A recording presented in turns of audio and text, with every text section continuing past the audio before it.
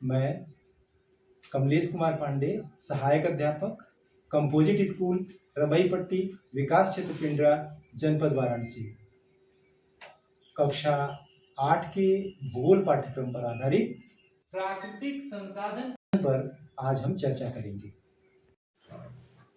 Hello बच्चों, good morning. Good morning sir. कैसे हैं आप लोग? अच्छा, आज हम लोग प्राकृतिक संसाधन का वर्गीकरण करेंगे कि यह कितने प्रकार का होता है। तो सबसे पहले ये जानें कि प्राकृतिक संसाधन है क्या। बच्चों, वह संसाधन जिसका उपयोग हम लोग सीधे सीधे करते हैं, उसमें कोई भारी फेरबदल नहीं करते, ऐसे सारे संसाधन प्राकृतिक संसाधन कहलाते हैं। जैसे सूर्य का प्रकाश, है ना, हवा, मिट्टी।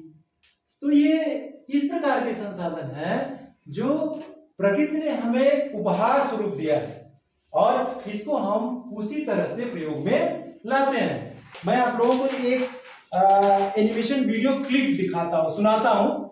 आप देखिए, देख के सुन के हमें बताइए, उसके बाद फिर इसके ऊपर आते हैं, है ना, संसाधनों के प्रकार पर। प्राकृतिक संसाधन। आइए अब प्राकृतिक संसाधनों के बारे में विस्तार से जानते हैं। वे संसाधन जो प्रकृति से प्राप्त होते हैं और बिना अधिक संशोधन के उपयोग में लाए जाते हैं, उन्हें प्राकृतिक संसाधन कहते हैं। वायु, नदियों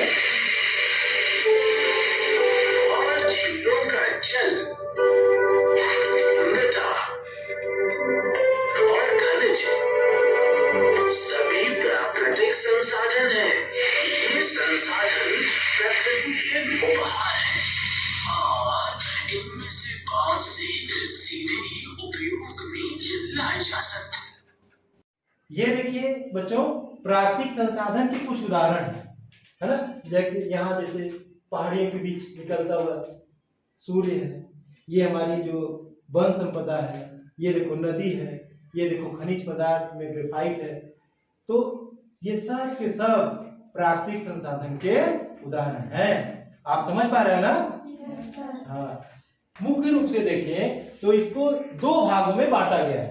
पहले भाग को नवीकरणीय संसाधन, जबकि दूसरे भाग को अनवीकरणीय संसाधन कहते हैं। अब एक एक के बारे में समझते हैं। नवीकरणीय संसाधन क्या है?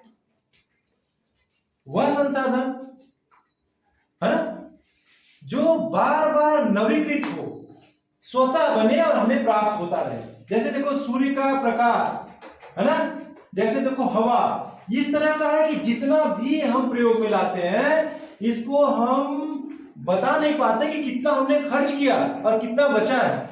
मतलब असीमित मात्रा इसकी है, जितना हम यूज कर रहे हैं, प्रयोग में ला रहे हैं और फिर ये देख रहे हैं कि उतना ये बनता जा रहा है। तो ऐसे संसाधन को हम नवीकरणीय संसाधन कहते हैं।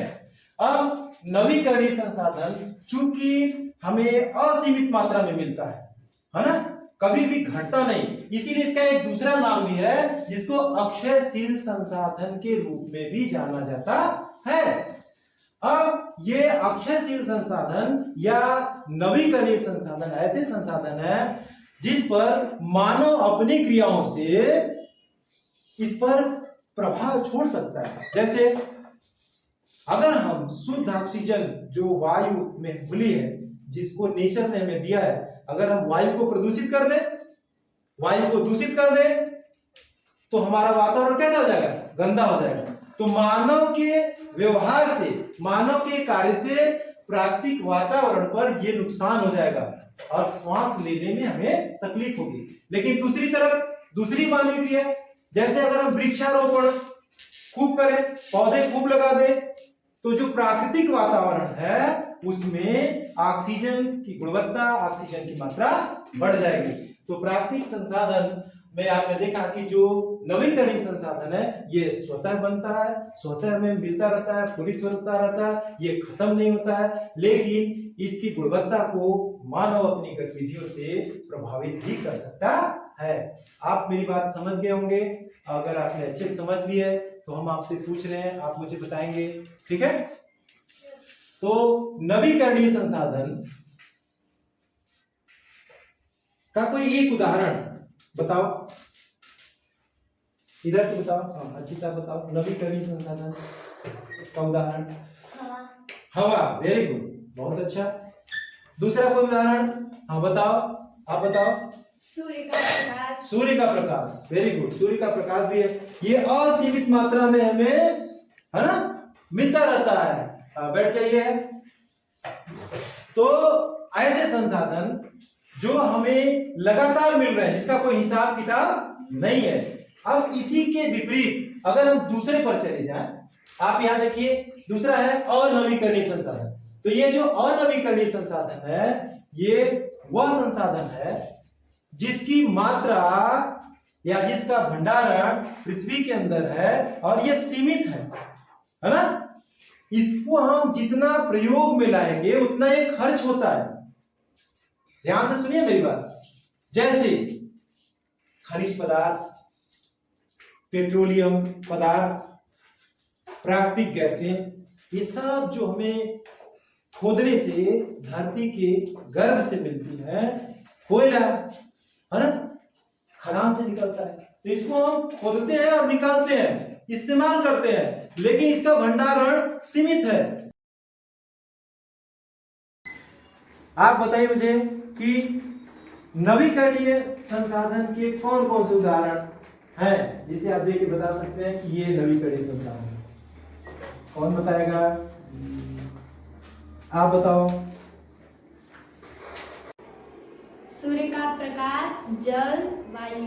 Very good. आप बताओ, यदि सूर्य न होता तो क्या होता? कपड़ा नहीं सूखता। आपका कपड़ा नहीं सूखता, वेरी गुड। एक और उदाहरण बताओ जय, आप बताओ। पेड़ पौधे बड़े नहीं होते। पेड़ पौधे बड़े नहीं हो पाते, क्यों? क्योंकि उन लोगों को सूर्य का प्रकाश नहीं मिल पाता। हाँ, तो जिससे वो अपना भोजन नहीं बना पाते। पाते, है ना। ठीक है, सिट डाउन। बताओ और क्या होता है, कोमल आप बताइए। सूर्य नहीं होता तो और क्या होता? हाँ, सूर्य के प्रकाश से ऊर्जा प्राप्त होती है। Very good. हमें जो एनर्जी प्राप्त होती है सूर्य के प्रकाश से ना प्राप्त होती है। जितने जीवधारी हैं सबको उससे शक्ति मिलती है, और जो पेड़ पौधे हैं उससे अपना भोजन बनाते हैं, और उन्हीं के भोजन के ऊपर हम आश्रित रहते हैं, जिससे हमें भी ऊर्जा मिलती है। ठीक है, बैठ जाइए। तो इस प्रकार आपने देखा कि जो प्राकृतिक संसाधन है, जिसमें नवीकरणीय संसाधन और अनवीकरणीय संसाधन आते हैं, उनके बारे में आज हमने पढ़ा।